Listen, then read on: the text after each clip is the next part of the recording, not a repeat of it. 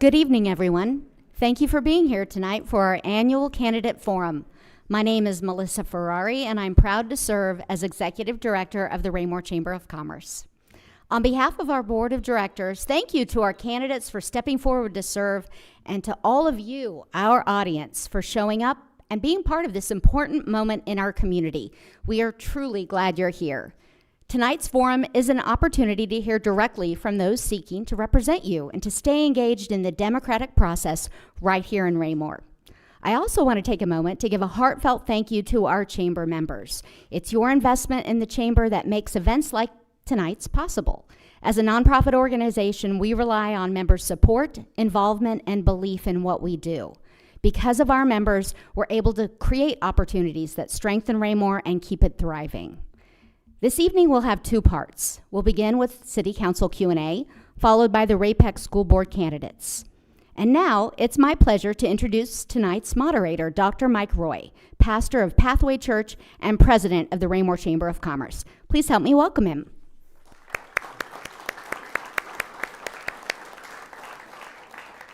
Let's stand for the Pledge of Allegiance.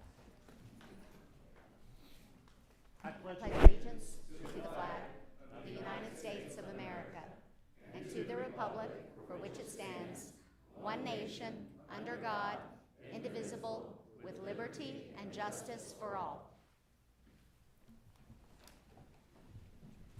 Welcome to tonight's candidate forum. Glad you all are here. We look forward to a very positive, respectful, and civil exchange tonight. Thank you all for presenting yourself as candidates for these city council seats. A few housekeeping items before we begin tonight. I'd ask respectfully that everybody silence their cell phone. Also, candidates, in order to speak into the microphone, please be sure to press the button at the base of the microphone before you begin to speak, and then you can press it again once you have concluded your remarks. A special thank you to Dean Manser, who is serving as our timekeeper. The first two rounds of questions, actually 3 rounds of questions, will have a time limit of 2 minutes each for you to answer. And before we get into the questions tonight, I want to take this opportunity to introduce each of our candidates tonight. Each candidate has provided a short bio. Thank you very much for doing that. In the city council race this year, among our 4 wards, each ward has 2 candidates. First, for Ward 1, we have candidate Josh McDonald. He wrote the following: "I am proud to call Raymore home. My wife and I are raising our children here, and that personal connection fuels everything I do. I've served our community as a youth sports coach, a volunteer with multiple nonprofit organizations, and board president of the Stonegate Community Improvement District. With years of private sector leadership experience in construction and development, I bring practical knowledge, balanced perspective, and a commitment to sensible solutions." Josh McDonald. Also running for the city council seat of Ward 1 is Reginald Townsend. Reginald Townsend is a Baker University graduate, Marine Corps veteran, a longtime Raymore resident whose leadership is rooted in faith, family, and public service. For more than a decade, Reginald has worked to promote responsible growth, investing in infrastructure, and supporting community programs that make Raymore a great place to live, work, and raise a family. He has also been active in regional efforts to improve transportation and economic development, always focusing on listening, building consensus, and finding practical solutions.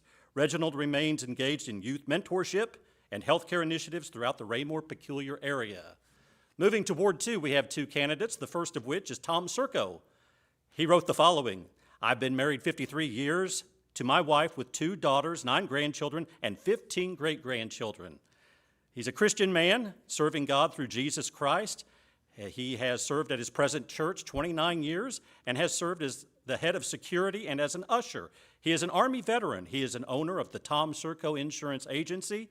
He says, "I have served as Ward 2 councilman for 6 years, helping write 6 budgets along with approving improvements for parks, roads, and steady growth. I've served on the Board of Adjustments 2017 and 18. He has served as a Raymore Chamber member for 24 years, serving as president in 2014. Tom Circo is a member of the Ray-Pec Optimist Club for 7 years. He was president of that organization in 23, and he's been the lieutenant governor of Optimist in 25 and 26 and awarded the Optimist Distinguished Lieutenant Governor Award in 2025.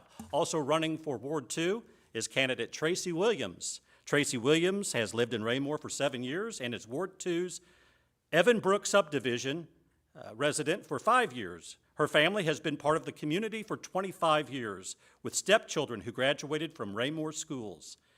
She served as a public school teacher for 28 years. Tracy has taught history and government, managed budgets, developed curriculum, and served as department chair. She was elected to the Missouri Council for Social Studies and is a member of the National Education Association. Running for Ward 3, we have Jamie Falkender. He and his family have called Raymore home for 20 years. He and his wife raised their children in the Ray Peck School District. Jamie is an entrepreneur, business owner, and Eagle Scout. Today, he is the owner of Outdoor Solutions, a local lawn and landscape company which he acquired in 2023. Throughout his career, he has held leadership roles ranging from youth sports coach to chief operating officer of a multinational corporation. An avid adventure traveler who has explored destinations such as Mount Everest and Machu Picchu, Jamie brings real-world personal and extensive business experience to serving the Raymore community. Also running for Ward 3 is candidate Jay Holman. Mr. Holman has been a resident of the city of Raymore for the past 33 years. He graduated from Northwest Missouri State University with a Bachelor of Science degree in political science. He is a veteran of the United States Air Force and a lifelong Missouri resident. He recently completed a 33-year career of service as a law enforcement officer in the area. He has served on the Raymore Planning and Zoning Commission, the Park Board, and twice as Mayor Pro Tem of the City Council. He is currently a City Council member representing Ward 3. Running for Ward 4, Sonia Abdelgawad. Sonia has served on the City Council since 2012 and as Raymore's Mayor Pro Tempore for 2 years. Sonia holds 2 bachelor's degrees, a master's degree, and a specialist degree in education in the emphasis of educational leadership. Beyond experience on the City Council, Sonia has completed over 30 hours of training and capstone projects, earning designations as Certified Municipal Officer and Advanced Municipal Officer from the Missouri Municipal League. Sonia is a member of the Belton Raymore Rotary Club, holding leadership positions over the years and volunteering. Sonia and her husband, Ali, have lived in Raymore nearly 20 years. She is the executive director of the Belton Educational Foundation, a nonprofit supporting children and education in Belton. And another candidate for Ward 4 is Jeremy Rowe. Jeremy Rowe and his wife, Katie, moved to Raymore more than 20 years ago, and this community has been home ever since. They have raised 3 children through the Raymore Peculiar School District, 2 daughters currently attending college, and a son who is a freshman. Jeremy holds a Bachelor of Science in Criminal Justice, a master's degree in Administrative Studies, and is both a certified fraud examiner and a certified anti-money laundering specialist. He previously served as president of the MoCan chapter of the International Association of Financial Crimes Investigators, and for the past decade has worked as director of a financial intelligence unit at a multi-billion-dollar financial institution. Ladies and gentlemen, your candidates for the Raymore City Council.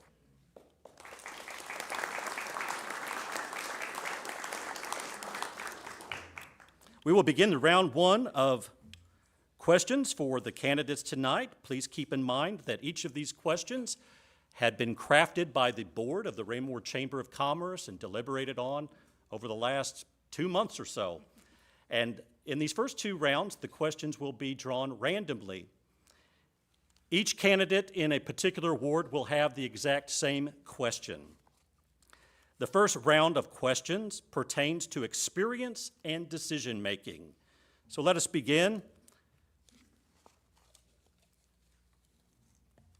And the first question goes to candidate Townsend.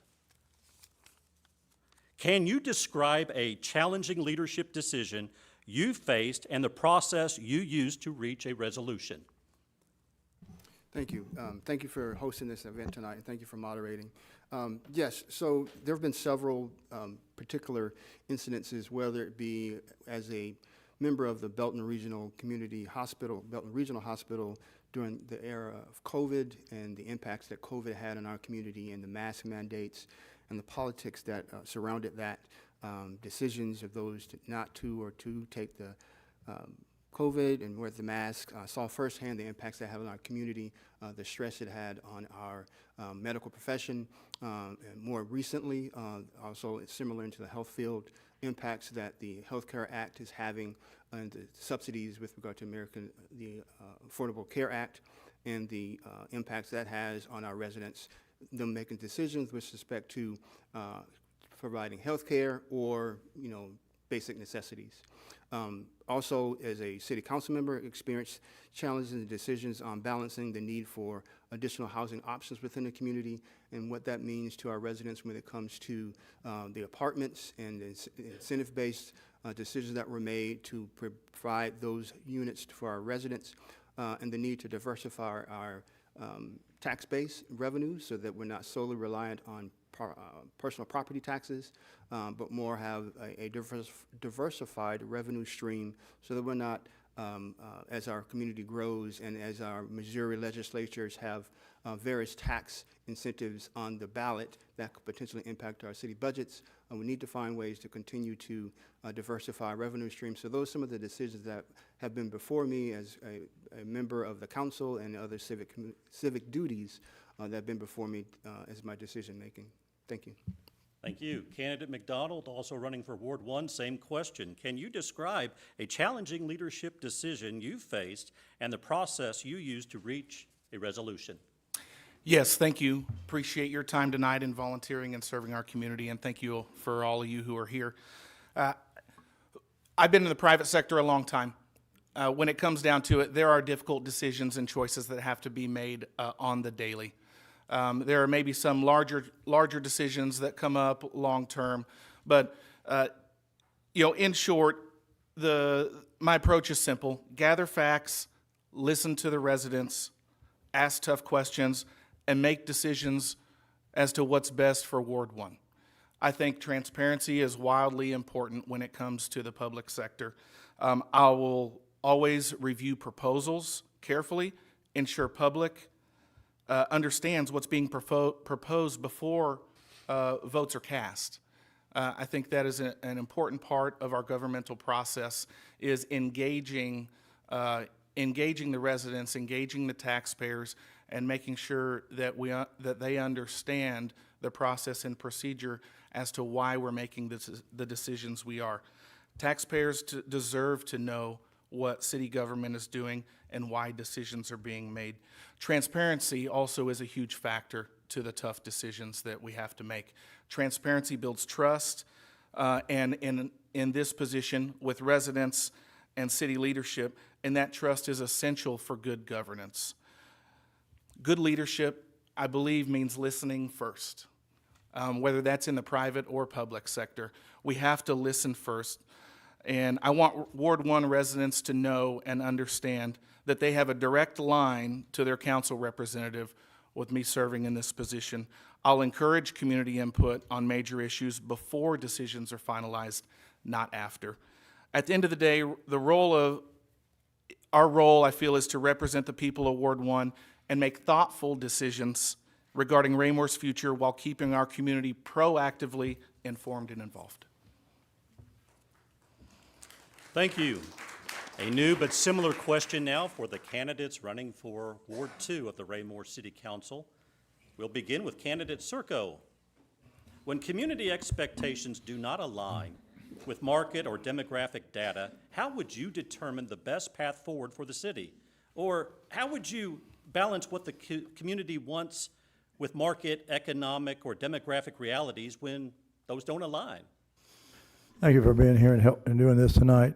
Listen, when you get into the demographics of the city, I have two hats. One for the city, you got to be growing, prosperous into the next 20 years. As a councilman, that's what our job is. But my main duty to Ward 2 is the people who elect me. I'm elected by the people to serve the people. Over the last 6 years that I've served them, I've always been easy to get hold of. They text me, call me, email, and I answer every one. If they have a question, I come out and meet with them. If they have a problem, they want something fixed, I take pictures. I meet with our city manager, Mr. Furborn. We sit down and discuss what we can do. My job is to bring the people in the city together in the best possible way to discuss the differences and why. When people say, why do we do this? Why do we do that? I give them their answer. I give them the opportunity to ask me back and build that trust and that understanding. That's what I'm supposed to do. That's what my job is. But I love the people in Ward 2. Love the city of Raymore. Been here a long time. And people could tell you that. And had my business here that I built, a number of them. And but I think actually you got to get into the demographics of the city. We have a P&Z. They bring things to us. We do a work session. And together we put our heads together with the city manager, the mayor, and we figure things out. And we have sometimes extra meetings because we got to get the answers right. But not everybody's going to be happy.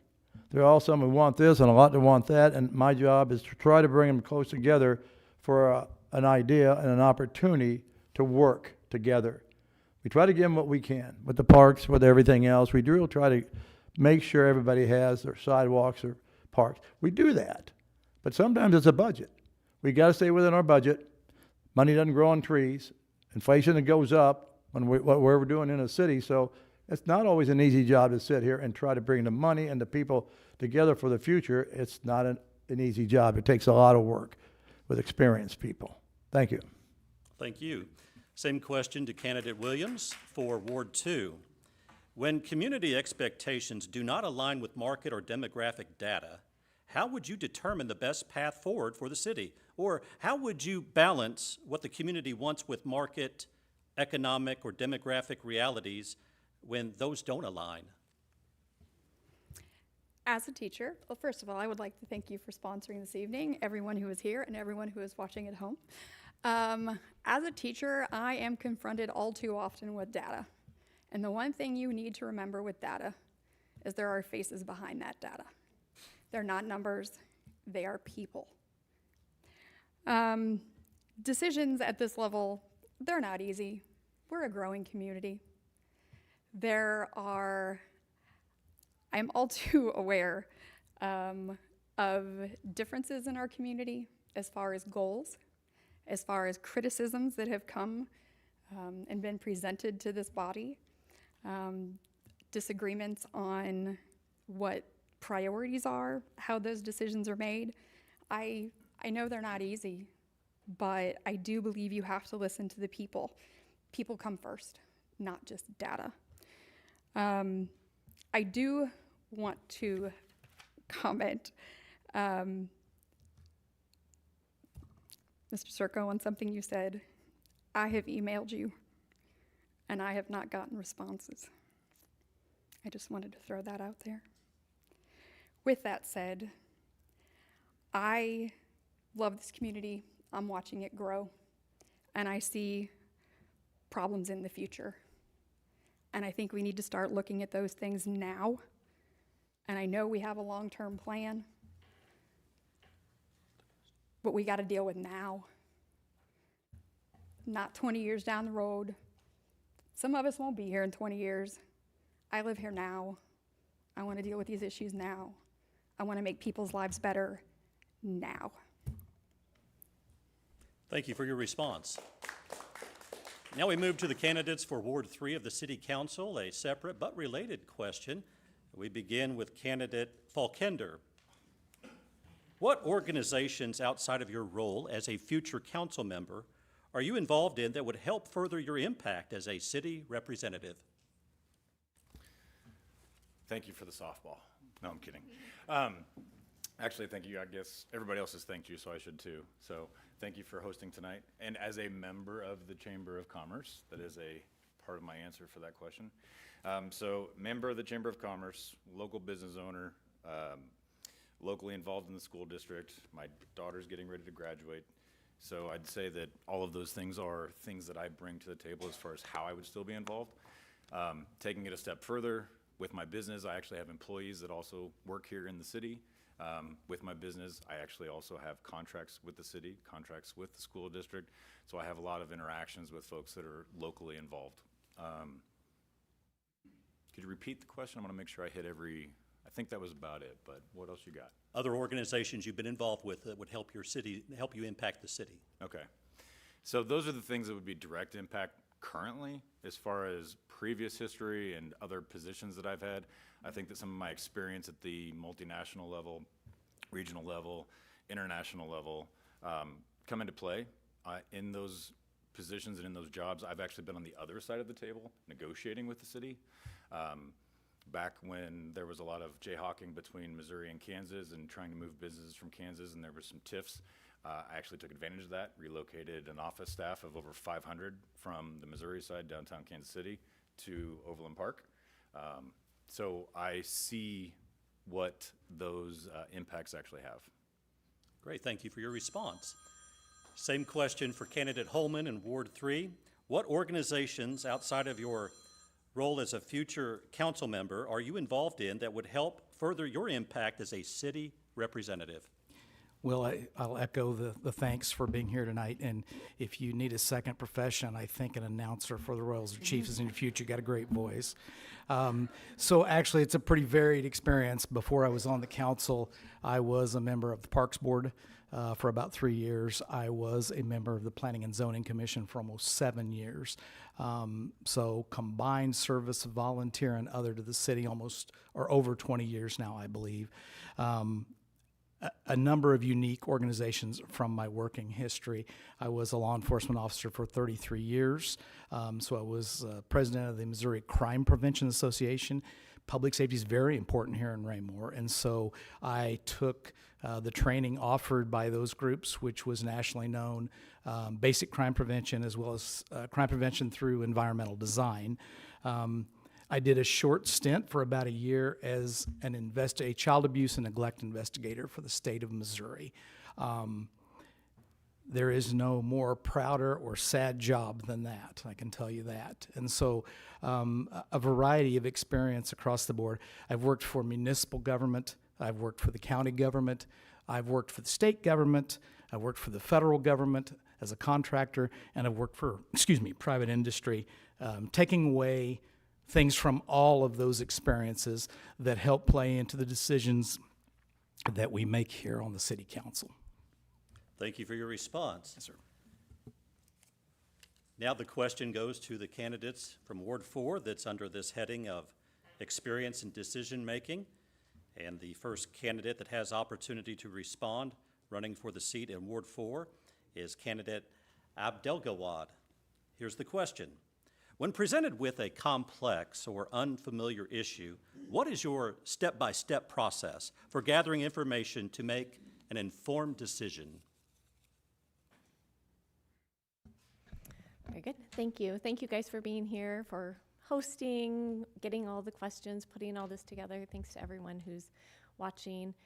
When it comes to looking at a complex issue and how would I gather information, with my background in education, that's something that's quite common.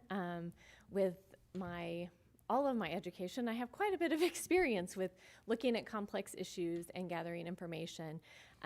As to how to do that in this role, with all the years that I've been on the council, we always start our conversation with the city in a work session, so we're able to gather information from city staff.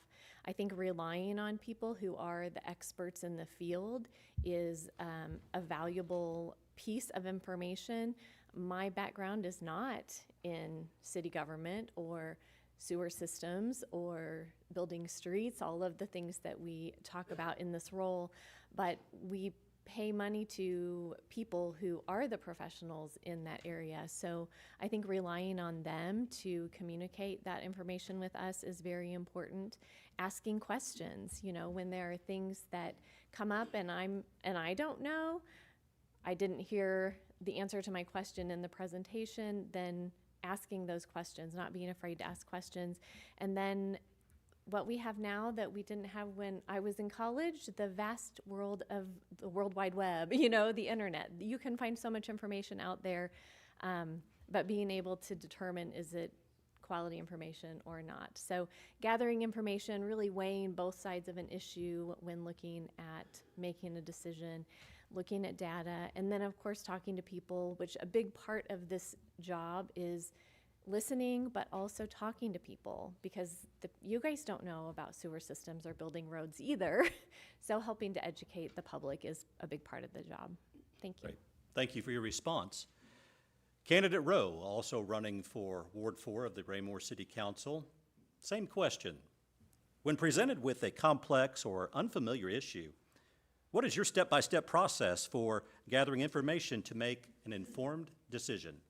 I appreciate the question, and I want to echo my fellow candidates in thanking the Chamber for putting this together and give us an opportunity to speak directly to the community.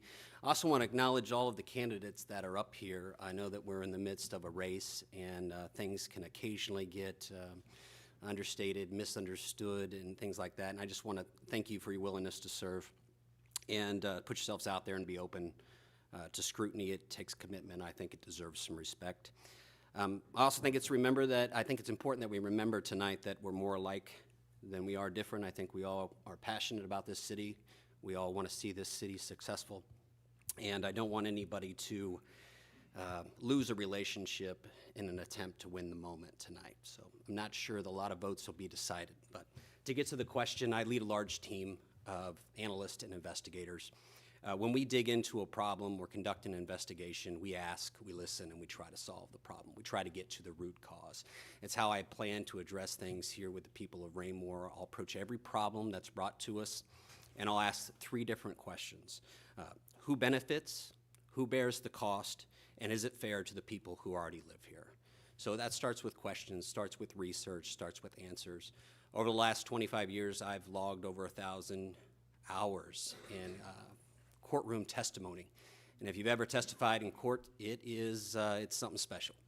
But you learn to prepare for cross-examination. You learn to prepare for questions that you never thought you'd be asked, including personal questions. And so I like to take that thoughtful approach into all the problems and situations that I address, not only in the private sector, but what I'll bring to City Council as well. Thank you for the question. Thank you for your response.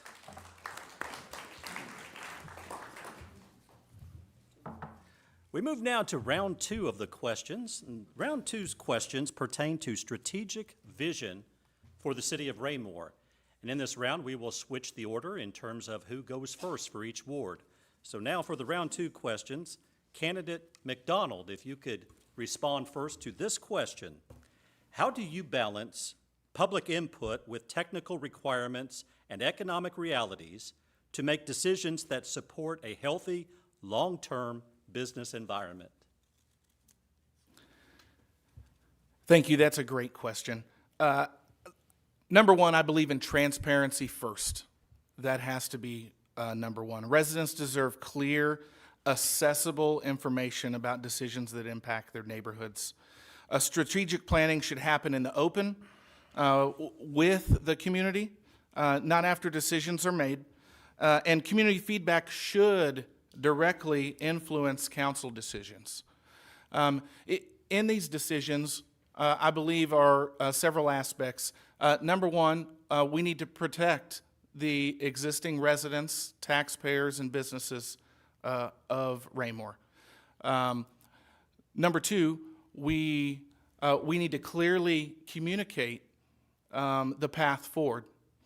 And third, I believe we need to develop a retail master plan that will bring the types of businesses that residents are looking for, as well as types of businesses that wish to come to Raymore. In that, we need to also balance our growth on the residential side. For example, we all know that our multifamily, our apartments, have exponentially increased in the last several years. We currently have one breaking ground right now that's being built that almost doubles the number of residential permits that were pulled all of last year in a single development. I believe in leaning into a retail development plan that will create spaces for for future businesses to thrive, and in that be able to draw the proper businesses to Raymore that will meet the needs of our citizens. Thank you for your response. Candidate Townsend for Ward 1, same question. How do you balance public input with technical requirements and economic realities to make decisions that support a healthy, long-term business environment? Awesome. Thank you. Thank you for the question. Yes, it starts with, as it was said earlier to one of the candidates, starting with the facts, getting the data from the experts in the industry, understanding what the statistical growth patterns are for our city.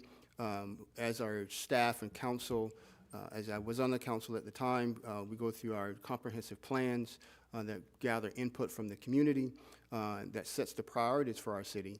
I sat through several community conversations and community surveys that we've submitted asking the public for their input on whether the priorities are for our community. That drives the vision for our growth and where we make investments in our particular areas of the city. The most recent evidence of that is our Blueprint 2024, or excuse me, Blueprint 2045, which articulates the next 20-year plan for the city that shows where land use growth should occur, how it should occur. It articulates where road arterials particularly need to be made investments for future subdivisions and new neighborhoods in our community. Some particular interest for me with regard to that are 3 areas that I'm concerned with are managing rapid growth in those areas, protecting the revenue that has been established given the state-driven tax changes that are on the docket, and strengthening and diversifying our local economy and infrastructure. Some of the priorities in those areas are as we move and look at our areas for options for growth, annexation is a potential discussion point. And so as we continue to look at those areas in moving our city, as it was spoke to, our subdivisions and new developments that are that are plotted, that are kind of in a holding pattern for new houses. We are definitely primed for more single-family homes. It's just we're waiting on the market to catch up, and that all has been driven by community input and engagement. Thank you. Thank you for your response. Now the question for the Ward 2 candidates for City Council. We begin with candidate Williams. What is your vision for Raymor's growth, specifically regarding the balance between attracting new business and supporting local entrepreneurs? And how do you plan to balance growth with maintaining the small town charm that residents here value? This is an issue that I feel very passionately about. And as I put in to run for office, I have started listening to a lot of small businesses specifically in my ward. And I've talked to a lot of small business owners who are not very happy when they look at the tax breaks that are coming to certain parts of this town. And I spoke to a specific business owner, and she told me she's paying 30% in taxes. She's upset that some of the other businesses coming to town, larger corporate businesses, are getting major tax breaks. We don't value our small businesses nearly enough. I drive down 58, and I look at how even the areas that host small businesses are maintained. People don't want to visit places that look run down. And I find that sad. I think it detours entrepreneurs from stepping up and taking chances if they feel like they have an opportunity to fail. We need to balance, yes. Are we going to be the destination place for big shopping? No. They're gonna go to Belton. They're gonna go to Lee Summit. We need to be us. We need to draw more small business. We want that small town feel. Small business is part of that. We need to support our people, and I cannot stress that enough. I don't care if you are an insurance salesman. I don't care if you are a dog groomer. My hair lady lives in town. We take my grand dog to get her beauty days at a local dog salon. I have really gotten my eyes opened to the struggles of some of these folks, and my heart goes out to them because I think the city deserves to help them way more. Thank you for your response. Candidate Circo for Ward 2, same question. What is your vision for Raymor's growth, specifically regarding the balance between attracting new business and supporting local entrepreneurs? And how do you plan to balance growth with maintaining the small-town charm that residents value? Thank you for the question. Yes, first of all, we got to understand, when I was at the Chamber 24 years, our mission was business, always business, not just big, but retaining our small business. The city has worked tirelessly to work with our businesses from the city level. But you got to remember, a lot of the businesses and the locations are not owned by the city, they're owned by separate individuals on the property. The Price Shoppers, the Willow Winds, they're owned by different individuals, not us. We try to keep those up as a city, but there's not a lot we can do about that. Because our city, right now, when you talk about growth, we got plots of land, but guess what? All those open plots of land you see are not owned by Raymore. They're owned by second and third generation families. And when we try to discuss their price of land to get our people in to build, guess what? They want to triple the cost. They want more money. So we have to work with them. That's the situation people don't understand. You go to Belton, fine. Belton was given land over there where Freddy's now, and they were given it by MoDOT years ago, told not to build on it because of the new bridge coming in 8 years ago we designed. Guess what? They decided a few years ago to start building anyway to make 100% profit because they own the land like they're building now. The land they build on is not owned by entities other than themselves. And that's a good thing to have, but we don't have that. But we try to do and grow the best we can. So it's hard to bring businesses don't come here because they're Raymore. They got opportunities. They go to different cities. They look at what they can get and save money. So that's what it is. So there's a lot of things on the growth. So just so you know, there's a lot that goes under the table that we try to get done and bring the business in, but it's a hard thing to do. So we like to connect, go out and reach out for the new business all the time. Our staff always is working for new business and taking care of the old. I took care of the old for 24 years as a chamber member. I visit them. I don't call them. I visit them all the time and check with the managers in the business. I go there and see them. I use everything in this city since I live here, since 15. I brought my insurance office here in 2001. So I visit every one of them, and I utilize that because I love the city. Thank you for your response. Candidates for Ward 3 of the City Council, a similar but separate question concerning strategic vision for Raymore. We begin with candidate Holman. Here's the question. Raymore's growth has been strong. What key assets or opportunities do you think is missing for long-term success, and how would you work to develop it? So I believe that we've had there have been three factors that have driven the growth in Raymore over the past 2 decades. I think availability, a vast availability of housing choices. I think that's the one that's probably struggling the most right now, given the current market conditions. I think the second piece is the great school system that we have. People come here for that. And the third thing that is so important to people that we have been able to keep for a long time is a feeling of safety here in the city. Strong public safety efforts and a very strong police department.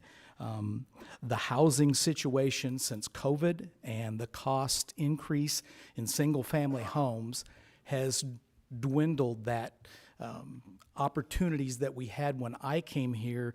You could come over when I moved to the city and they had the parade of homes. You could go through 5 or 6 different subdivisions and look at houses at varying price points. Like I said, the economic conditions have changed since then, and it's difficult for people to get into a starter home anymore. The existing housing market is pretty tight, and there's not a lot of opportunities out there. New houses, on average, are starting around $400,000, which is out of the price reach of a lot of people. I think that's going to be one of our biggest challenges relating to the question that you spoke to. We have had some discussions with builders. We've done a number of things to try and address that, and I think monitoring that with the economic development team that we have in place is our best solution for meeting that challenge going forward. Thank you. Candidate Falkender for Ward 3, same question. Raymore's growth has been strong. What key assets or opportunities do you think is missing for long-term success, and how would you work to develop it? I agree the growth has been strong. I think as far as what's missing, in my opinion, it's balance.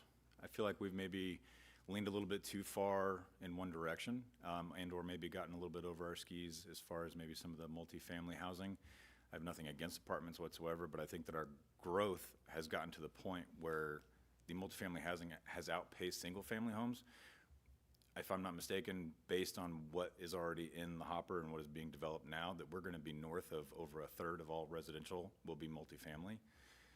Again, nothing against that in any way, shape, or form. That's where I started. My first house, or my first place was an apartment. But I think that what that does is that puts a strain on your infrastructure. So you've got issues with police, with roads, with all of the things that go with all of the additional headcount that comes in with that. And I think that we're going to potentially see some additional strain, especially with Senate Bill 3 potentially coming down, if that passes, and if it does get upheld at the state level, and it freezes property taxes. I think that there's going to be a more difficult time with balancing the budget in the future, which is going to be a little bit of a struggle.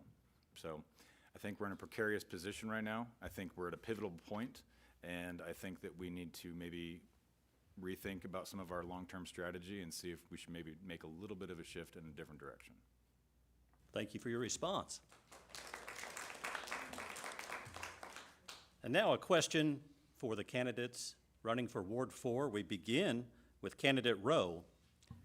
What would you say has been the most positive change that has occurred within the community within the last 2 to 4 years? I think that's a tough question. What I can tell you has not been positive has been the traffic flow, which I'll speak on a little bit later.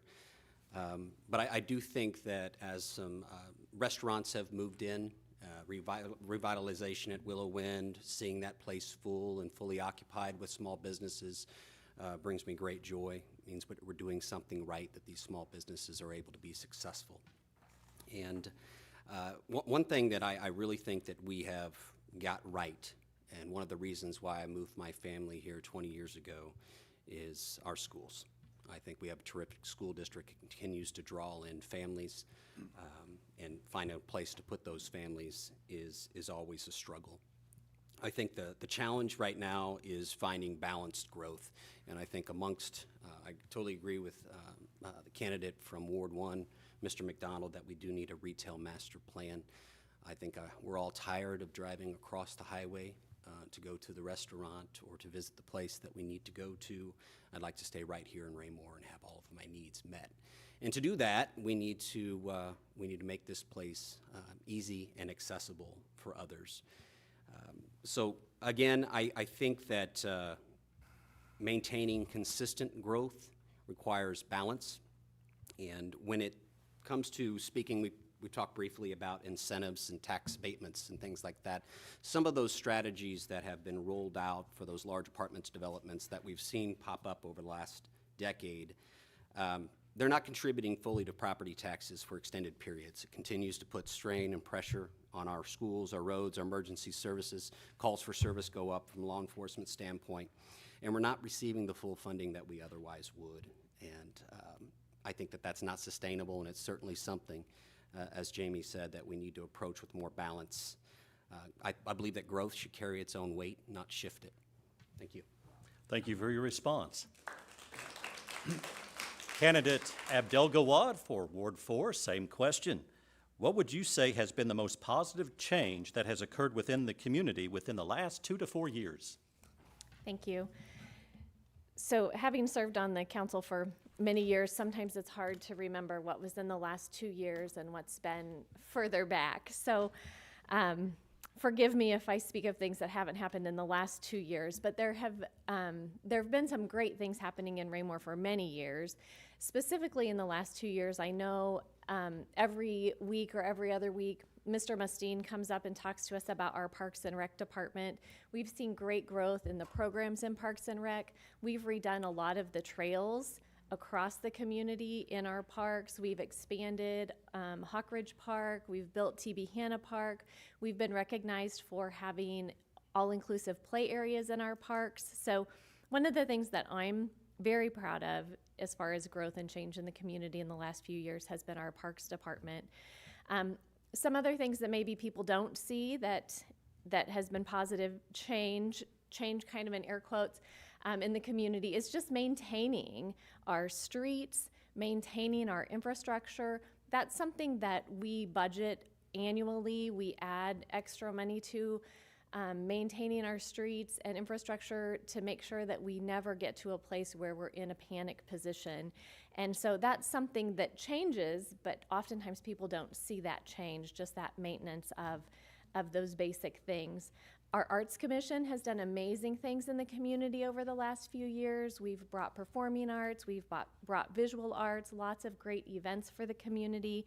I feel like Raymore's growing at a comfortable pace. I know there's been a lot of talk about apartments versus other growth, and I think it's important to tell the truth here. The truth isn't really that apartments have outpaced our single-family housing over the last few years. They've been pretty much in line. You've seen more apartments than you've seen in past years, but as far as when you look at the real numbers, they're not really outpacing single-family housing. They're big, so you see them, but that's not the truth. Thank you for your response. Now for round 3, every candidate will have the exact same question. However, we will switch the order of who responds first in each ward. We'll begin with the candidates for Ward 1, and candidate Townsend, you have the opportunity to respond first to this question. And this question relates to navigating complex interests. Here it is. The City Council is only one of many taxing authorities. There are multiple tax-related questions on this year's ballot. Can you elaborate on your position on the ballot issues and how you would coordinate with the taxing jurisdictions about the cumulative bill for residents? Thank you.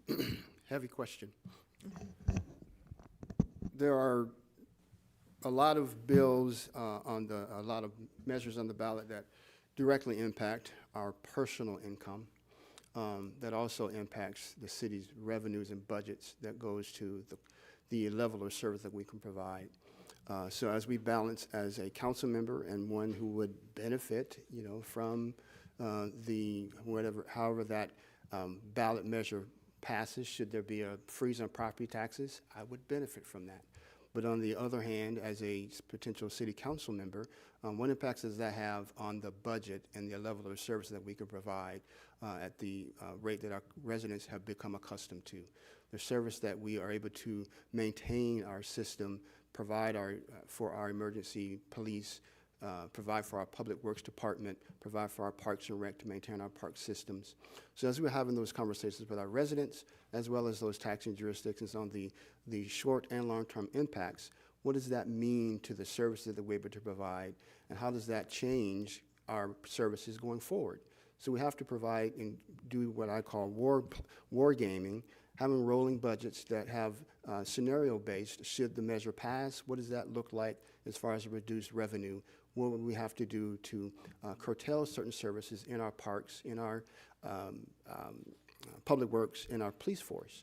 What would we need to do to diversify our revenue in certain areas that doesn't add additional burden, but also compensates for the potential loss that would come from a ballot measure? So having those direct conversations and focused tactics to forecast what those measures would look like to the budget helps us be better informed and better educate and have conversations with not only the taxing jurisdiction, but the public on what those impacts mean.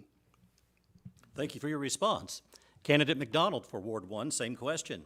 The City Council is only one of many taxing authorities. There are multiple tax-related questions on this year's ballot. Can you elaborate on your position on the ballot issues, and how would you coordinate with the taxing jurisdictions about the cumulative tax bill for residents? Thank you. I believe working with all tax jurisdictions is wildly important. The city of Raymore has some of the most impact of anyone in our area regarding Ray-Pec School District and South Metro Fire District. With the implementation and passing of the hundreds of millions of dollars of Chapter 100 bonds and tax abatement to not only industrial buildings, but multiple multifamily developments, including the current one that's being built, that every person on this current council has voted for and supported begins to hurt those jurisdictions and begins to put them in places that are difficult as well. I believe it's to the point that South Metro Fire Department has passed a resolution to opt out of any future Chapter 100 bonds, while needing to add equipment and personnel to take care of these new developments. I believe in community-driven decision-making. I believe residents deserve to know how decisions are made and who's influencing those decisions.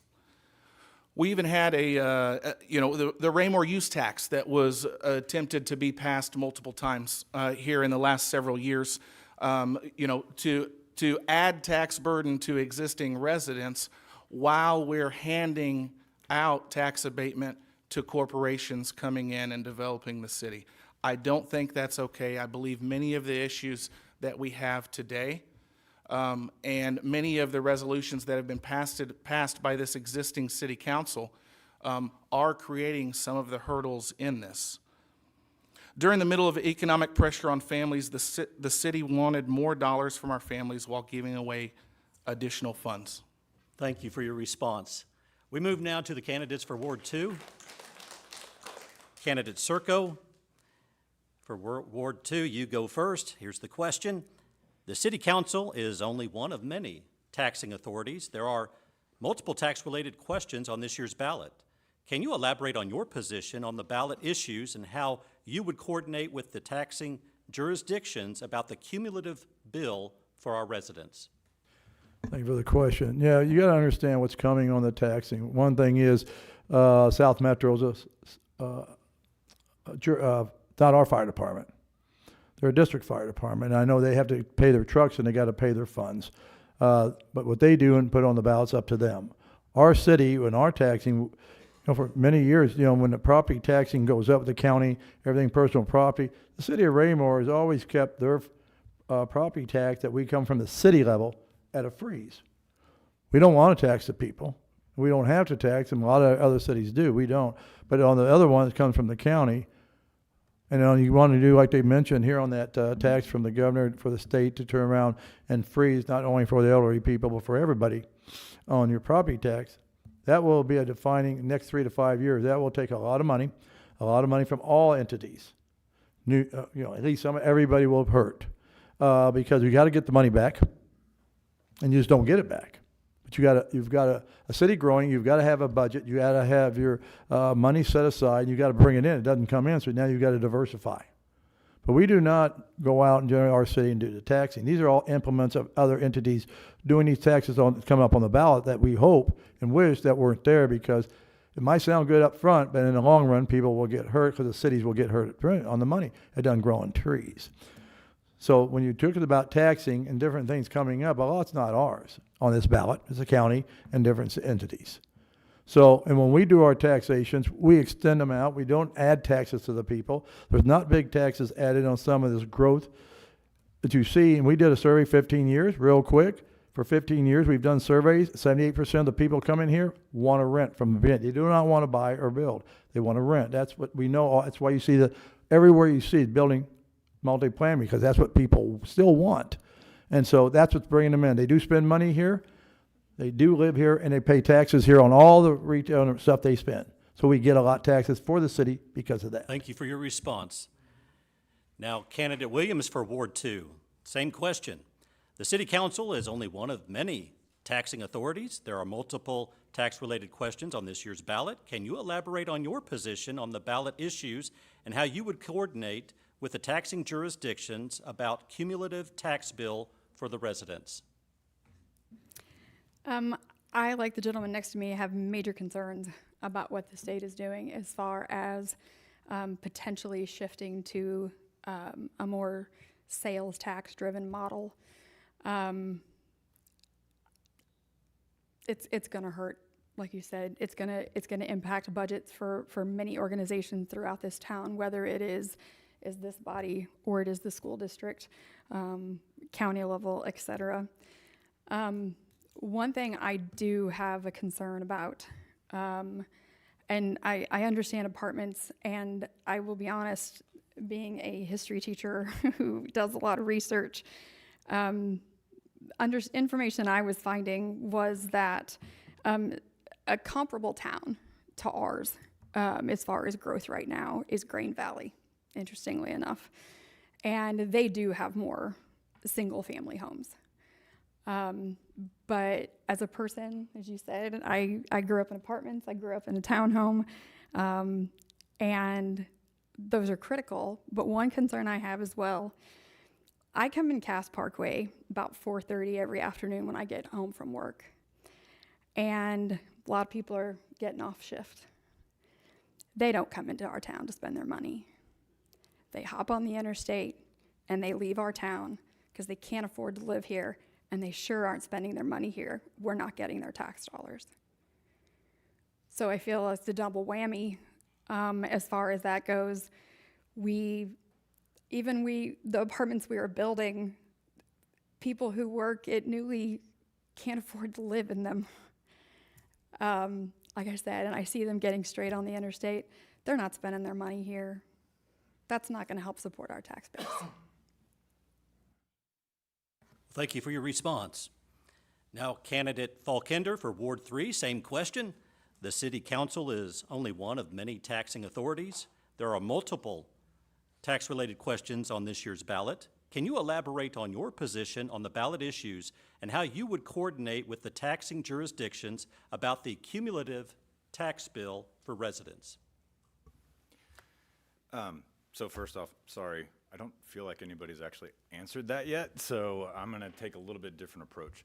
But how would I approach those other taxing authorities would be actually to meet with them. Actually, earlier this year, Josh, Jeremy, and I sat down with some connections that we have with the fire department, specifically to talk about some of the Chapter 100 bonds and the impact that it's had to their budget and the negative impact that they saw, and the fact that they were able to actually back out of the Chapter 100 bond so that they saw less of a negative issue. As far as the other taxing authorities, you've got the school district bond, you've got the SB3 that's coming, you have all of these different things that are in play. To me, all of it goes back to having a conversation with all of those folks. That's how you get a cumulative tax bill, right? All these taxing authorities. So I do think, as the others have stated, that we're going to have some issues if SB3 passes, which is the property tax freeze, and the fact that we have given out some of these tax incentives to development that, in my opinion, was not a smart way to apply tax incentives. We've given those incentives to things that don't drive sales tax revenue. We've given them to industrial, and we've given them to residential or multifamily. So I think that in the future, we need to maybe do a little bit more focus and planning on the retail side of it to help drive the sales tax revenue of it, so that we can also lessen some of the burden on the other taxing authorities. Thank you for your response. Candidate Holman for Ward 3, the City Council is only one of many taxing authorities. There are multiple tax-related questions on this year's ballot. Can you elaborate on your position on the ballot issues and how you would coordinate with the taxing jurisdictions about the cumulative tax bill for residents? I can, sir. I would like to thank Mr. Falkender for bringing us back closer to center on this question. We got a little off course. There are, I believe, 2 of the taxing districts that have taxing questions on the ballot. It's coming up on April 7th. The Raymore Peculiar School District has what I would describe as a no tax increase bond obligation, which is mostly for buildings and grounds, if you will. That's oversimplifying. I support that. They can keep that within their budget, and they are trying to struggle with deferred maintenance, and they're trying to pay for that in a fiscally prudent way. I support that position. The other position, or the other taxing district, is the South Metro Fire District. They have a taxing question on the ballot. They are limited by state statute as to how they can word that on the ballot. They are looking mostly for money for personnel. They put out a letter on social media stating that if the tax is passed, they will reduce their levy increase by the same amount, ergo making the tax increase nil to the taxpayer. So no tax increase on either of those from the information that we've gathered. And the last piece of that, you ask how we coordinate or how I would coordinate with them. The city council regularly coordinates with both of those entities. We take input from them on anything any issue that comes before us that we think they might be impacted by or have interest, and that is given back to us in the form of a staff report. Thank you, sir. Thank you for your response. Now, candidate Abdel Gawad for Ward 4, do you need the question repeated? I think I've got it. Thank you. By the time you get to this end, everybody's kind of already said all the things, so it's a little bit of a challenge on one hand to say something that hasn't already been said, to just agree with everybody, or also to kind of straighten up some things that have been said that aren't true. So I'm deciding what to say. Ultimately, as far as addressing the question, we're all feeling an impact on our budget. Things are getting more expensive. Things are getting more expensive for our school district. Things are getting more expensive for the city as well as us personally. Looking at those ballot issues, really kind of like people have said before, having a conversation with people about, what are you willing to give up? Because everybody knows in today's world, you can't keep buying the same things with the same income that you've been buying it with for many years. So same with the city, the school district, the fire district. So what are we going to give up if we're not going to allow them any additional funds to purchase those things? Increasing costs, aging buildings, they need to upkeep their buildings, that costs more money. Those are really the big things. I think as far as teamwork, if you think that our city staff and our economic development department are working in a vacuum and they're not already talking to these people who lead these other entities, then you're wrong, because they work together on a regular basis. As Mr. Holman said, they meet with the council periodically. We're getting updates from the staff meetings with them. So there already is teamwork there that you just don't see. If you watch council meetings, as he said, you're going to hear some updates and get that information. But we can't all sit in on all of those meetings. Those are most of my notes. The only other thing I'll just touch on, because a lot of my time's up. I was going to say, speaking in generalizations up here, the money we're making from Chapter 100 bonds is so much greater than what we would get otherwise. So we are getting funds. Time has expired. Thank you for Thank your you. response. Candidate Rowe, would you like the question repeated? No, sir. I agree with Sonia. I think we've got it at this point. So again, it is difficult to say and repeat what's been said, but there were several great points made here today, and I think all of our families are feeling the squeeze. We've all had to make sacrifices with our home budgets, and when we have obligations that we can't meet, we make sacrifices. That's one less thing that we do, one less thing we can afford. And I think that cities and municipalities, depending on how SB 3 goes down and whether it's held, we'll have to do the same thing. We're going to have to really look at our finances and make some very difficult decisions, and that's not always met with a grin.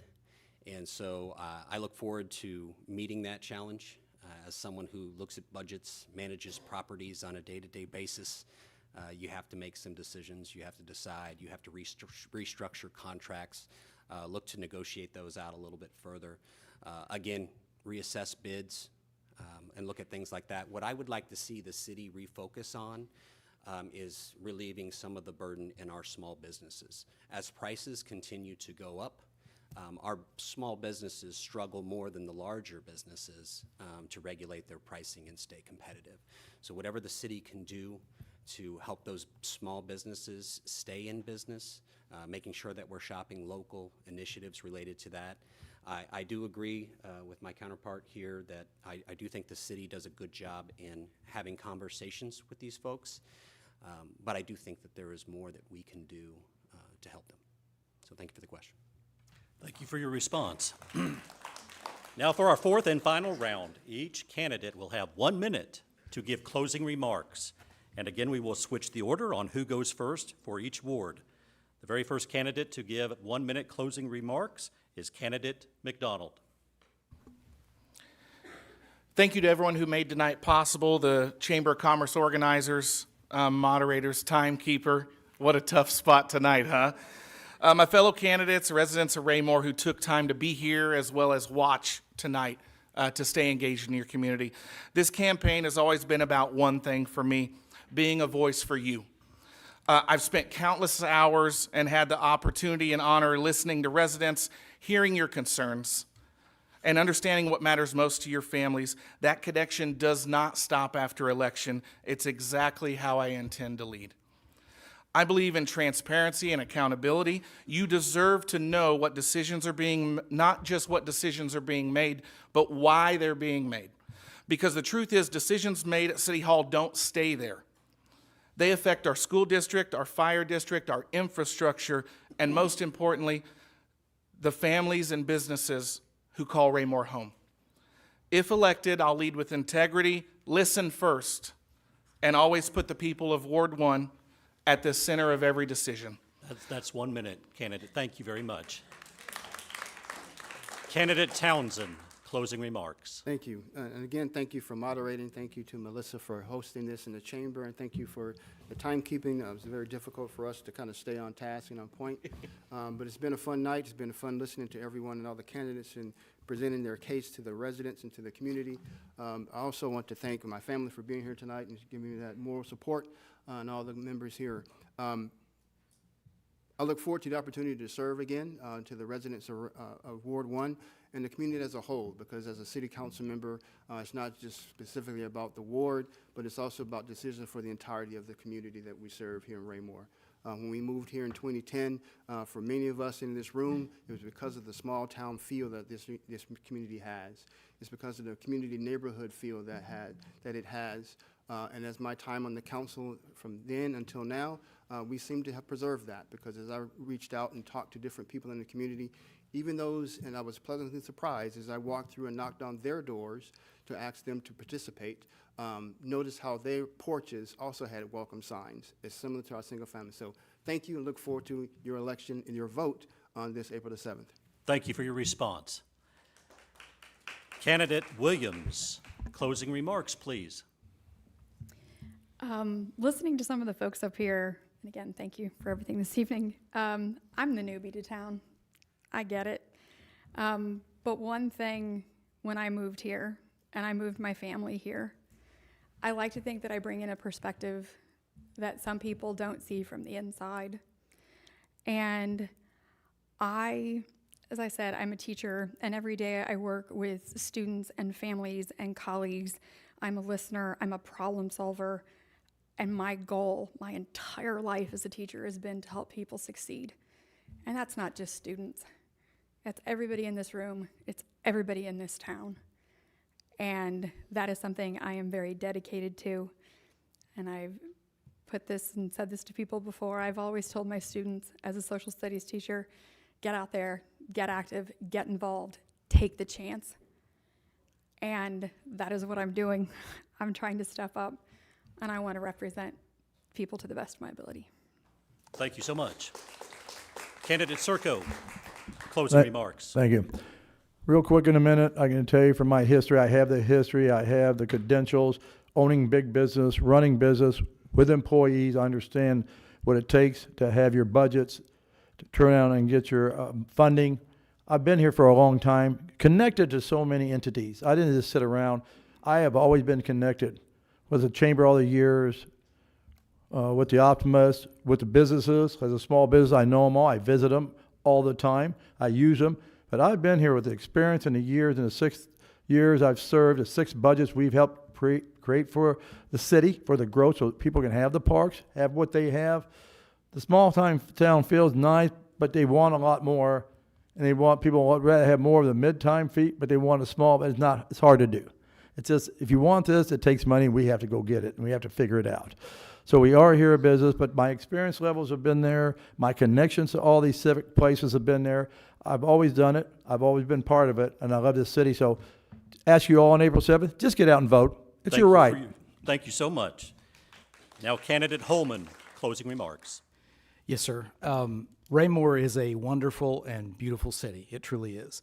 I will continue my push for well-maintained streets, a well-trained police department who provides a strongly satisfying sense of safety within the community, a continuous improvement culture within parks and recreation, and the pursuit of high-quality retail development to provide the citizens of Raymore additional local options for shopping and dining. I delivered successfully in the fight against the landfill. That was the biggest threat ever faced by this city. I have delivered on all these pursuits and will continue to do so if reelected to the council. Thank you. Thank you. Candidate Paul Kinder, closing remarks. I approach this a little bit differently, I guess, than some folks, but I look at this as an opportunity just to serve the community that I love. I live here, I work here, I have a business here, I've raised my family here, I don't plan on going anywhere. I feel like I bring a little bit different and a unique point of view to the way things have been done. I have a unique perspective because I've kind of led at all different levels of multiple sizes of businesses. I've been the local business owner. I've also run the multinational corporation with $1 billion budget. To me, I understand all different sizes or sides of how this job impacts all of those aspects, whether it's somebody that lives here, whether it's a business that's here, whether it's a business that wants to come here. So in closing, I guess I would just say that my approach is simple. I want to be balanced, fact-based in my decision-making, strategic in our growth. I really want to just be smart about how we do things. I think we're at a pivotal point in the future of Raymore, and I think that if it's worth doing right. Thank you for your remarks.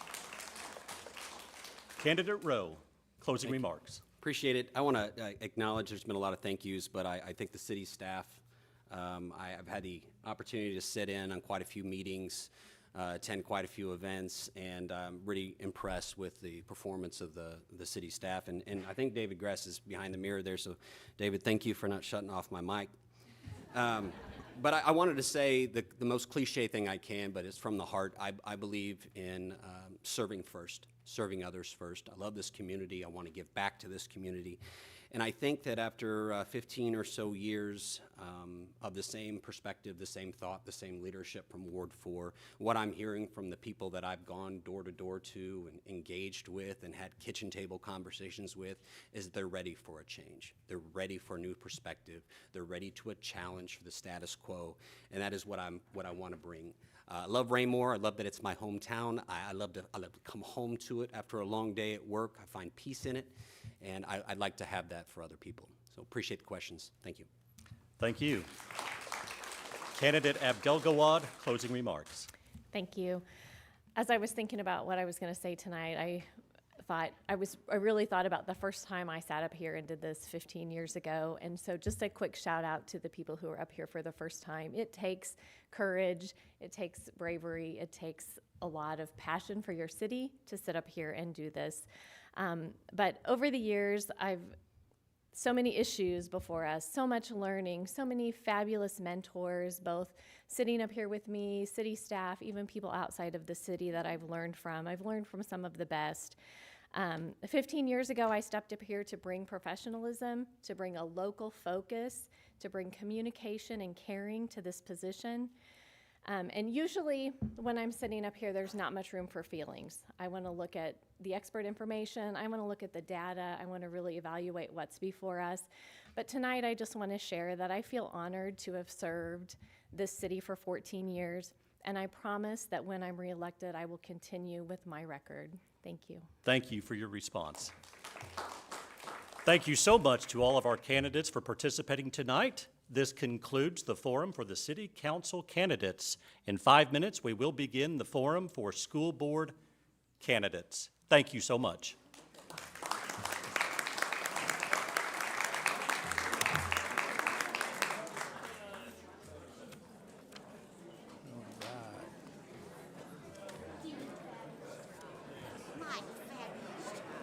Thank you.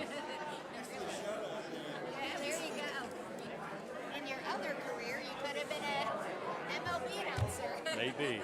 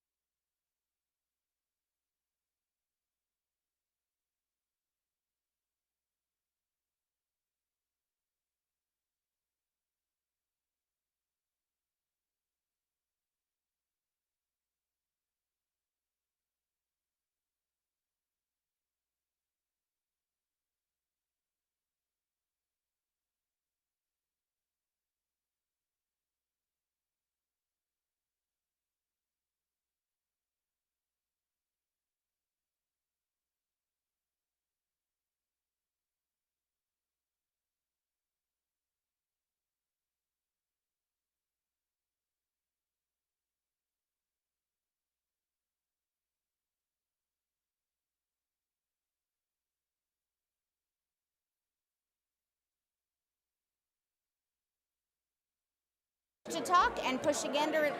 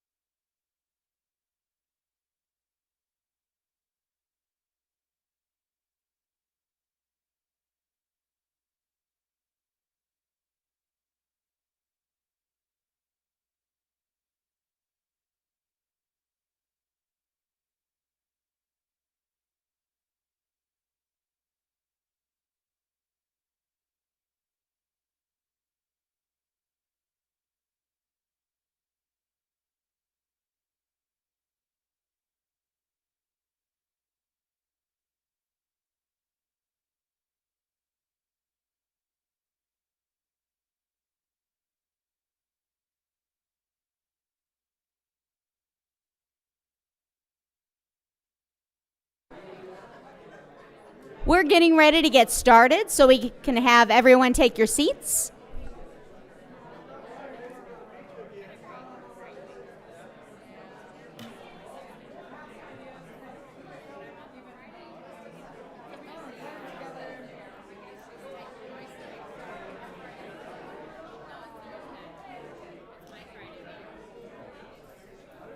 All right, Mike, how you feeling? Feel great. You feeling? Okay, I'll just get it wrapped up. I'll just get it going. 2 minutes on everything here. What? We got 2 minutes on everything. We are we doing 2 minutes on everything? 2, 4, 6, 8, 10.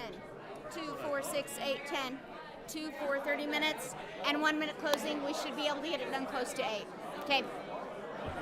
Every candidate gets the same question for this? Yes, I believe so. I don't believe that we've got anything kind of like that. They're all going to get the same question. You could start on one side and go, start on the other side and go, start in the middle. So, okay. All right. Good evening again, everyone.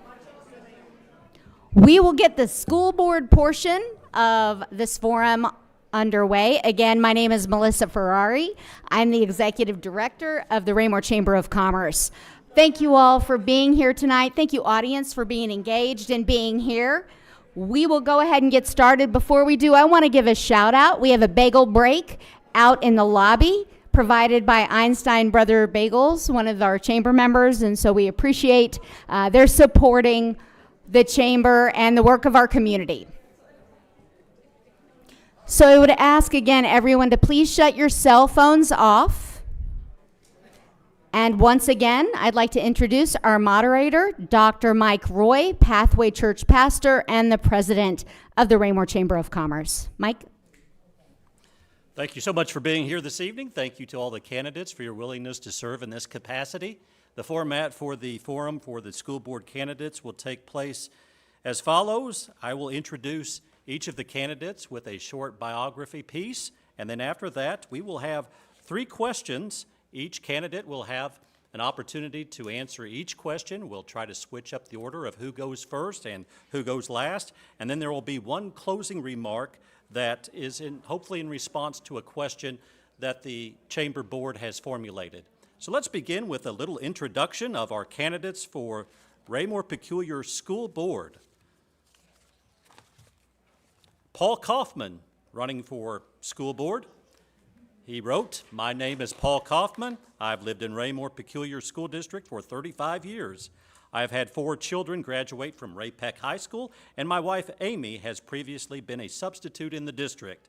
I've been involved with volunteer coaching for the football program, and I have served on the school board for the past 9 years. Lacey Cumberland, a Ray Peck graduate of 2009, wants to make an impact beyond her professional life as a software developer at O'Reilly Auto Parts by bringing her outside perspective to the Ray Peck School Board. Lacey has lived in Raymore Peculiar Belton area for over 25 years.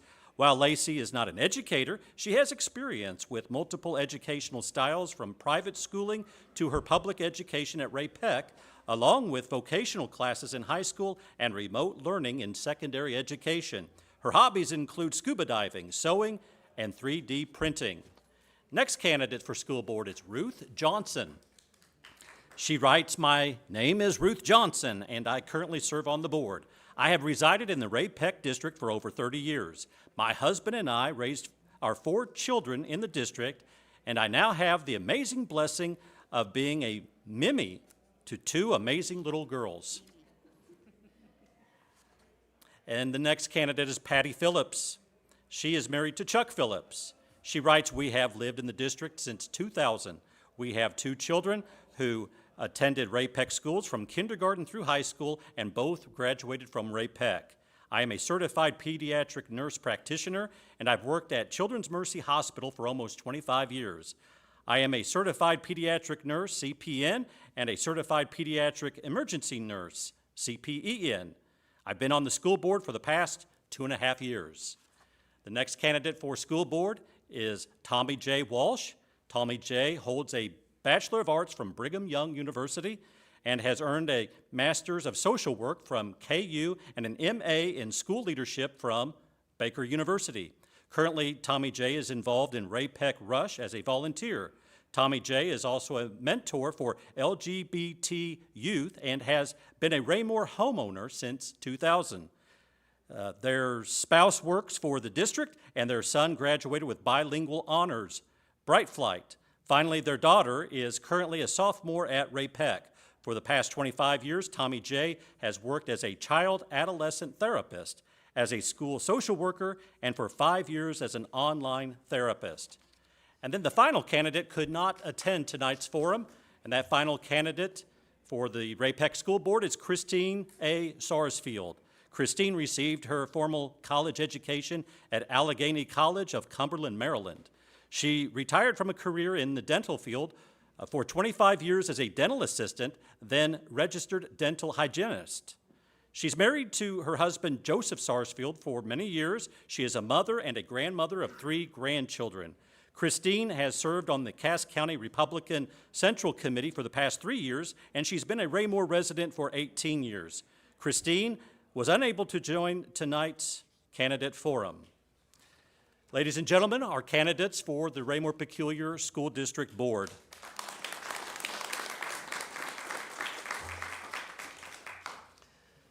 Candidate Paul Kaufman will be the very first to have the opportunity to respond to the very first question. Here it is. School boards operate as a team. How do you approach disagreements while still maintaining trust and unity in public? Yes, we have 7 members, and we need to be unified in our responses to the community. We can't have one member answering one way and another member say, well, I didn't agree with that, but here, here's what I think. But that's when we get in our meetings and we discuss what's best for the community, for the children, for the teachers, and it's collaboration. And I've been a part of teams my whole life. I played 11 years in the NFL, played 4 years in college, and obviously high school. And I've just seen how teams that are divided don't have success. And as the team of the school board, led by Dr. Schlegel, our most important job is to hire a superintendent. And Dr. Schlegel has done an outstanding job of giving us the information we need to make the decisions to put the teachers in place to succeed, and then obviously putting the children in place to succeed. If the teachers are doing their job and they're happy, then the children are going to learn and they're going to go on and be able to achieve the goals that they've set for themselves, whether it's college or whether it's in the business world. Thank you for your response. Candidate Cumberland, same question. School boards operate as a team. How do you approach disagreements while still maintaining trust and unity in public? I agree with Paul here that disagreements will often happen, and it's important to make sure that we're disagreeing respectfully with each other. When we look at disagreements, it's important to make sure that we're looking at all sides of things and looking at perspectives that are outside of our own. If we can't disagree respectfully, then there's no point in trying to argue anymore. We're just going to fight, and that's not helpful. It's important to always make sure that the students are what's held first in our disagreements, and making sure that we are talking through anything. And when we are overruled as a party, we need to make sure that we are steering all towards the same direction and making sure that we understand that what's best for the students is what's important. Thank you. Candidate Johnson, school boards operate as a team. How do you approach disagreements while still maintaining trust and unity in public? Well, I think part of it is different from what's already been said, is it begins with relationships. If we haven't developed those relationships with our fellow teammates, you don't see where they're coming from and understand that you get more of why they're saying what they're saying, and to respectfully ask those questions and get their perspective. And then, we are a team of 7, so when we come out with our decision, it's a unified approach. It all starts at the top. If we've got a dysfunctional board in governance, it trickles down to the teachers, which trickles down to the students. So we have to do everything we can do to maintain a unified approach from the board level governance. Thank you. Candidate Phillips, school boards operate as a team. How do you approach disagreements while still maintaining trust and unity in public? I've only been on the board for the last 2.5 years, and I will honestly say, thankfully, I don't think we've had any major disagreements during that time frame. However, working with students and families and kids,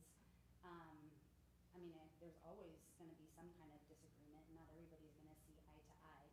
What I appreciate is the open communication, the honest transparency, the mutual respect, and I think we all have in our mindset a collaboration, that we want to all work together, because really to achieve our mission. And the vision of the school district is that to prepare each student for a successful and meaningful life. And all decisions, if you come back to that mission, the board is going to agree, and we're going to do what's best for the students. Thank you. Candidate Walsh, school boards operate as a team. How do you approach disagreements while still maintaining trust and unity in public? I've really been impressed with the school board. They do get along great. They just are fantastic people. I've really been happy in this process to get to meet the school board. 4 out of 7 anyway I've met, and they're just wonderful people.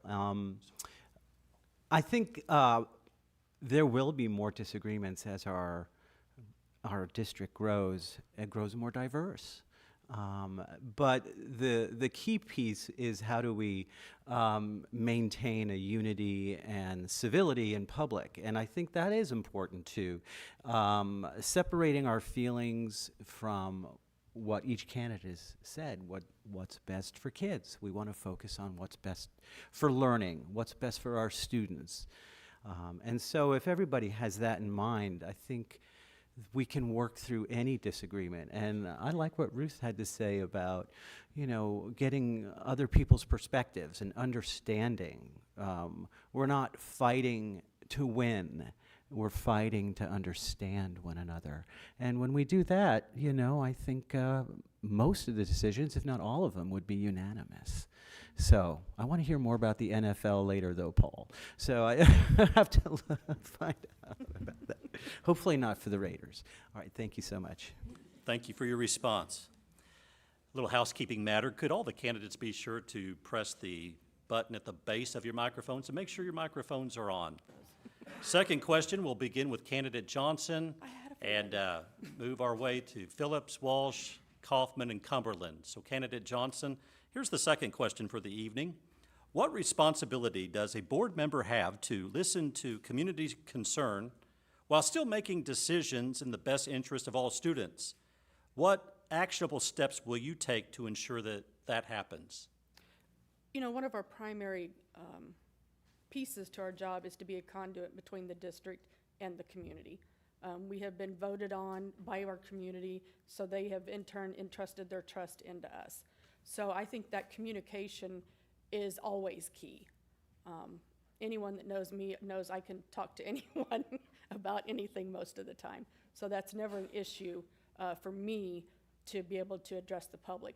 And sometimes they don't always know all of the backstory. Many times, for different reasons, we can't share all of the story. And so sometimes it's difficult to get them to understand maybe what's going on or not going on, because we can't share all of what's going on in order to get to that decision. So just having that open communication, again, those relationships are key with teachers, with students, with communities, whether they have students in our district and in our buildings every day or not, because every single one of our community is a taxpayer. So they all have a voice in what goes on into our district. A district maintains its values and helps the homeowners' values if we have a good district. So communication is always key, in being that open conduit between the district and the community, and being that community's voice in a board meeting or in discussions in general. Thank you for your response. Candidate Phillips, what responsibility does a board member have to listen to the community's concerns while still making decisions in the best interest of all students? What actionable steps will you take to ensure that it happens? One of the key roles of being on the school board is being an advocate and a representative of community and their concerns. To go along with what Ruth said, open communication is the key to being a voice for the community. I also think that transparency and being open on some of the decisions and why we make some of the decisions, to an extent of what we can share with the public, depending on what's in closed session versus not closed session. I also think that there's a responsibility to have engagement, to be out there in the public, listening to people's concerns. And at the root cause, I think each one of us wants to be heard. They want to lean in. They want us to lean into what their concerns are, to recognize that they have a voice, that they've been heard, and that we're going to make action on those concerns that the community has. So it all goes back to communication. I think just being open and honest and kind and respectful. Thank you so much. Candidate Walsh, what responsibility does a board member have to listen to community concerns while still making decisions in the best interest of all students? What actionable steps will you take to ensure that it happens? Hi.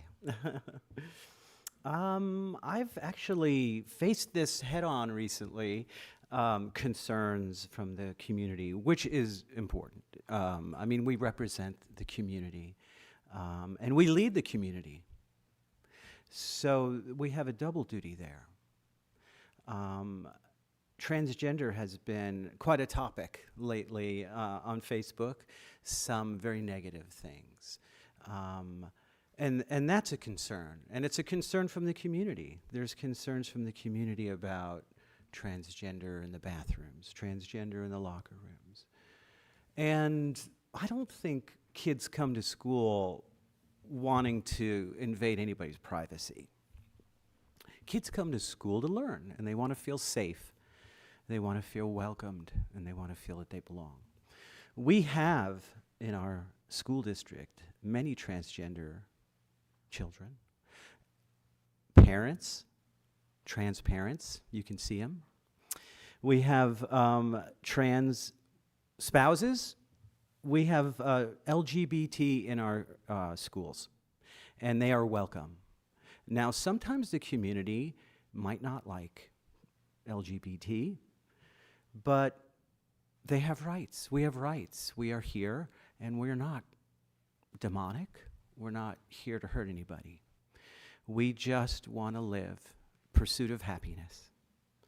And so, as a leader, even if the community has unsure feelings or uncomfortable feelings about LGBT kids, I am here to lead, and I'm here to say, despite some of the feelings of the community, we need to do what's right for our children and make sure that they feel welcomed and safe and that they belong. Thank you so much. Thank you for your response. Candidate Kaufman, same question. What responsibility does a board member have to listen to community concerns while still making decisions in the best interest of all students? What actionable steps will you take to ensure that it happens? Been stopped in the price chopper a number of times and been asked, are you on the school board? And it's like, well, do I answer that question or not? But I have a lot of friends. You know, we've been here for 35 years. Our kids all competed in sports at Ray Peck, and people know of them. And, you know, so actually had a man, George Lewis, who used to be one of the employees of the district, show up on my front porch one time and ask if I needed a list of the people that should be fired at Ray Peck. So, you know, I feel like people know me. I'm approachable. I like to listen to their ideas because, you know, I don't pretend to know all the answers, and we represent the community. We are elected by the community, and so to ask them questions of what do you think? And I think that, you know, the city council up here talks about growth. Well, you don't move into a district until the first question is, how are the schools? And if the schools are good, then people come. And that's why we're experiencing so much growth is, you know, our district has been good for a long time. Our board, you know, I read stories. We go to conventions that have the whole state involved. We read about fist fights and everything else in some of the board meetings, but we don't always all agree on things, but we disagree respectfully, and I think it's good that we don't all agree because we get different perspectives, but then we come to a resolution that's going to benefit the teachers and the students and ultimately the community. Thank you for your response. Candidate Cumberland, what responsibility does a board member have to listen to community concerns while still making decisions in the best interest of all students? What actionable steps will you take to ensure that it happens? Well, the well-being of students is always first and foremost in our minds. The community concerns are definitely something where we want to take them in and listen to them and understand why they're having those concerns, and then educate them on what decision was made and why it was made, and hopefully we can help disperse those concerns better, or at least have them understand why a decision was made and when it was made.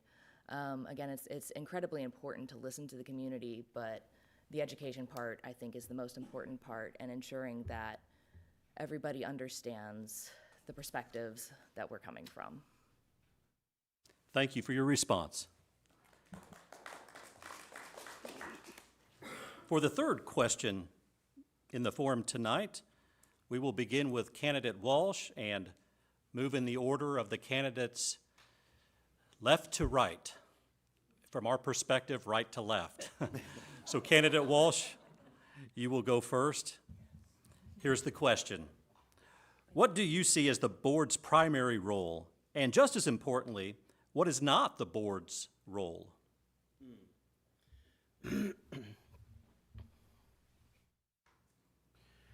Well, the board is in charge of policy. It doesn't get involved in the nitty-gritties. That's for other people. You know, the hiring, the firing of teachers, and all those things, of course, those are pretty much spelled out. But what policy things are coming our way? What new things and new challenges are approaching RAPEC? We certainly have heard a lot about apartments from the city council, and that is a reality. And with the apartments comes more people and more children, more diversity, and Raymore Peculiar is changing. It's becoming more diverse. So what are the new policies going to look like? How are we going to help all of our students? How are we going to look at the budget and what shortfalls might be coming with the budget? Or maybe we actually have more money than we realize. What are we doing with those monies? How are we distributing our funds? Are we paying our teachers enough salary to keep them from moving to Blue Valley? Are we giving our teachers enough PTO like they do in Kansas, 13 days versus 10 days? Are we treating our teachers with respect? That is a big concern for me. Are our teachers being treated fairly when it comes to their plan times, when it comes to undisturbed lunch times? Are our classrooms big enough for the students who are getting bigger? These are all concerns I have moving forward. Thank you very much. Thank you for your response. Candidate Phillips, what do you see as the board's primary role? And just as importantly, what is not the board's role? We have several responsibilities as a member of the school board. And like Tommy J said, I think one of our top priorities is the policies. The policies that guide our curriculum standards, our assessment of the students, and day-to-day operations within the school district are based on those policies. Our budget and finance is a main responsibility, and I think supporting teachers and providing the resources and support that teachers need to do their job is a huge responsibility. We also get to select and evaluate our superintendent. And I will admit that we have the best superintendent in the state of Missouri. He just won an award for that, and we're very proud of him. And he's led our district very well. We also are in charge of making sure that our district is up to date on laws. So federal, state, local policies that impact our district, we have to comply with those certain regulations. What is not the responsibility of the school board? The day-to-day operations. We are not to get into the nitty-gritty, like fire teachers. We've selected our superintendent and his cabinet, and he chooses his cabinet to allow those day-to-day things. I think it's important to realize that we don't work on a personal agenda. We are a board of 7 that work together as a team to present what's best for the school district. Thank you so much. Candidate Johnson, same question. What do you see as the board's primary role, and just as importantly, what is not the board's role? First of all, we all forgot to thank you. So thank you for being here tonight. You know, our 3 statutory jobs are hire, fire, and evaluate a superintendent, make policy, and approve a budget. Technically, that's the only 3 jobs we can do. Sometimes in a lot of our policy is driven by people outside of our control. It comes from federal and state level legislation. So many of our policies are strictly driven by what people in Jeff City have told us to do, and we can't change that. So a lot of that is driven. And our budget is directly tied to our strategic plan, which comes from community input, teacher input, all of that. And actually that will start again this fall to develop a new strategic plan. So if it's not in our strategic plan, theoretically it's not in our budget. So that makes it a little bit easier to decide what are we gonna have in our budget. We have tied our board agendas each month in each meeting to our strategic plan. If it's not in the strategic plan, why are we talking about it and wasting everybody's time? So we really focus on our strategic plan that has had a multitude of inputs into it, and that's what the community wants us to be focusing on. You know, things that we don't get into, if someone has an issue with a teacher or a cabinet level person, we take that to our superintendent. They're the ones to deal with that, not us. That's not our job. We've hired him to do that job. We can give him input in what we're hearing and then hold him accountable to take care of it, but it's not our job to do that. We are supposed to be at the 30,000-foot view in our decision-making. We don't get into the daily weeds. So and sometimes it's difficult, especially in that small town mentality that we all want to talk about, but we have to stay at the 30,000-foot view. We can't, good governance does not let us do that, and we have a very high-functioning board. Thank you. Thank you. Now, candidate Cumberland, what do you see as the board's primary role? And just as importantly, what is not the board's role? I'd like to take a moment and thank you as well. Realized we had forgotten that. The board's primary role, is like everyone said, is to help build policy, formulate the budget, and evaluate the superintendent's position. The role that we're not there is to nitpick. I think the most important thing we need to keep in focus is children's safety and their feeling included in our classrooms. A lot of students are probably feeling left out by some of the policies, and we actually need to make sure that we're focusing on their safety and how they're feeling loved and supported by our school district. Thank you so much. And candidate Kaufman, same question. What do you see as the board's primary role, and just as importantly, what is not the board's role? Yeah, well, they've kind of laid it out, that our basic role is to hire the superintendent, which, again, Dr. Slagle has done a great job, and to approve some of the things that we need to have to keep up to date. Look across the street to the Lead Center. If some of you have not seen that, you need to go over and see it. High school basically has, in the past, trained kids to go to college. Well, not every kid wants to go to college. Well, our Lead Center has HVAC, it's got robotics, it's got so many different things that prepare kids for a trade once it's like a trade school. We're implementing a heavy equipment program that's coming up. These are things that we oversee as a board. And again, we don't get into the day-to-day operations. I have, again, people come up to me and ask, well, what about this, what about that? I said, well, have you talked to the teacher? Have you and your student gone talk to the teacher? Have you, your student, and the teacher gone talk to the principal? There's a chain of command, and you don't just come to the board and say, hey, we need to have this, we need to have that. You go through that chain of command, and I think just communication with the community who does elect us and do have say-so in what we're doing, but there is a chain of command that goes through, and I think just to point the community in those questions, in that direction. So, just overseeing the budget and, with all the growth we're experiencing and, the additions to safety, big issue that, needs to be addressed. But it's fun seeing the operations from this side. Thank you very much.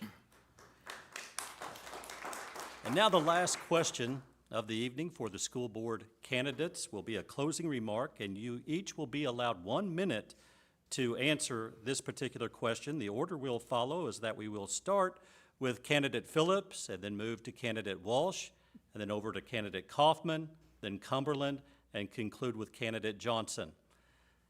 Candidate Phillips, why do you want to serve on the Board of Education, and why should someone vote for you? Well, thank you for that question. 3 reasons. Number one, I'm a professional expert. I am a pediatric nurse practitioner in the emergency department of a children's hospital here locally in Kansas City. I have dedicated my entire career to health and wellness and well-being of children and their families. In addition, I've served the last 2.5 years on the school board, so I have that expertise in knowing where we've come, our achievements, and things that we need to improve on in the future. The second thing is my personal commitment.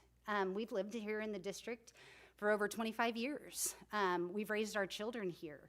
Both of our kids attended K through 12 and both graduated from Ray-Pec High School and are both leading successful lives either in college or outside of college. And that all is a tribute to the Ray-Pec School District. And third, I have a clear vision for the future. I want to have community involvement, continue to support our teachers. Thank you so much for your response. Now, Candidate Walsh, why do you want to serve on the Board of Education, and why should someone vote for you? Well, I want to serve on the board to make a difference in the schools as they're starting to grow, as our community is becoming more diverse, as some of our kids aren't feeling included, seen, respected. There's some kids who feel bullied. And I would like to, I guess, you know, I've heard about, well, you can't don't bring a personal agenda, but I do have some agenda. I do have some concerns. I really have a passion for those with mental health diagnoses. I would really like to see more help with those suffering from mental health diagnoses. I would like to see more help for the teachers. We have teachers leaving. We have wonderful teachers, such supportive teachers, and I would hate to see any of them leave for better salaries. So yes, I do have a vision of what I'd like to do, and I hope the community agrees with me. Thank you. Thank you so much for your response. Candidate Kaufman, why do you want to serve on the Board of Education, and why should someone vote for you? Well, I've heard it said that evil prevails when good people do nothing. And people will ask me, is it fun? Do you enjoy being on the school board? I say, I don't think I'd use the word enjoy. But, you know, you can sit back and let things happen, or you can get involved. And, you know, when I first told my wife I wanted to run for the school board, she goes, why do you want to do that? You know, we have friends around here. So, but I just believe, again, not me said this, common sense isn't so common anymore. And I believe I'm a common sense type guy. You know, my roots have been here, my kids have been here, my wife has taught in the district, and I believe I can look at the big picture, not really have an agenda, and say, okay, what is good for our teachers? What is good for our students? Not this one student here, that one student there, but overall. And I think, again, instead of, he told me to stop. So if you guys need any more, just see me afterwards. Thank you very much. Candidate Cumberland, why do you want to serve on the school board or the Board of Education? And why should someone vote for you? So why I want to serve is basically be the change you want to see in the world. I know that there's a lot going on in our world today, and our students are in the crosshairs in a lot of ways, and we need to make sure that they are being protected and that they are all being seen and they're all being heard and they're all being valued. Why you should vote for me is I think I've got a great outside perspective to a school district. I may not be a teacher, but I've worked in schools as a janitor. I've been to several different kinds of schooling types, and I've been a student for most of my life, and I hope to continue to be a student, and I'm excited to help serve. Thank you very much. Candidate Johnson, why do you want to serve on the Board of Education, and why should someone vote for you? I want to continue my service. We are on a positive continuum. We are improving our numbers in academics. Our students are breaking records and setting high bars in many of our athletic, academic, and leadership activities. Just last night, we celebrated a student for their recognition in their leadership in student council. First time in over 25 years a RAPEC student had had that recognition. Our ladies golf won first in the state this year, first time ever. Student had a perfect 36 on his ACT. So our students are performing well. I want to help carry us into the future as we bring in the ROTC program and the opportunity for our students there. We must give them the supports they need to succeed in any area they choose. We need a board with no side agendas or personal projects.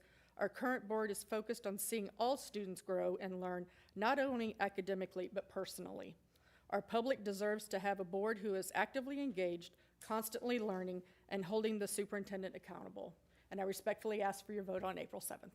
Thank you. Thank you for your response. Thank you to all the candidates for the Board of Education seats for the election to be held on April 7th.